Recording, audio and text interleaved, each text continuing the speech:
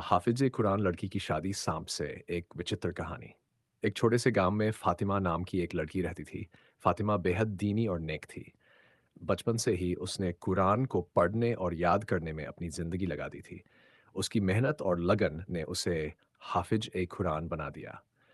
पूरे गांव में उसकी इज्जत थी और लोग उसकी दीनी इल्म और खूबसूरती की तारीफ करते थे। फातिमा की तब बेहद गरीब थे। उन्होंने अपनी बेटी की शादी के लिए एक नेक लड़के की तलाश शुरू की, लेकिन किस्मत ने अजीब मोड़ लिया। गांव में अचानक अफवाहें फैलने लगीं कि फातिमा पर एक जादू या अजीब साया है। लोग कहते थे कि फातिमा को रात में एक सांप के साथ देखा गया है। यह सुनकर गांव के लोग डर गए और फातिमा से दूरियां बनाने लगे। फातिमा और उसके परिवार के लिए यह स्थिति मुश्किल बन गई।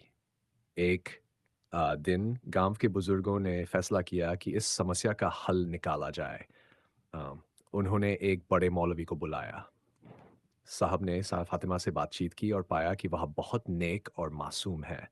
लेकिन गांव वालों का शक कम नहीं हुआ।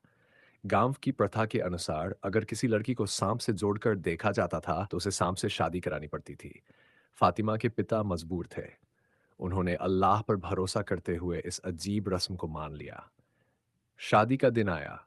एक सांप को गांव के जंगल से पकड़कर लाया गया। फातिमा को नए कपड़े पहनाकर सांप के सामने बैठा दिया गया। फातिमा ने दिल से अल्लाह से दुआ की और कहा, अगर ये मेरी परीक्षा है तो मुझे इससे गुजरने की ताकत दे।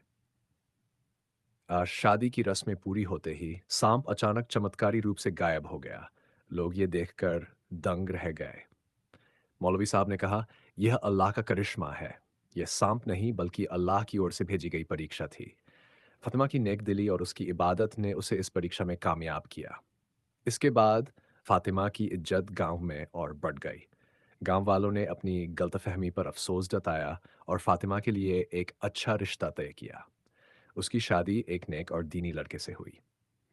यह कहानी हमें सिखाती है कि इंसानी सोच कभी-कभी अंधविश्वास और गलतफहमियों का शिकार हो सकती है, लेकिन सच्चाई और ईमानदारी से हर मुश्किल का सामना किया जा सकता है। फातिमा की परीक्षा ने साबित किया कि अल्लाह हमेशा अपने नेक बंदों के साथ होता है।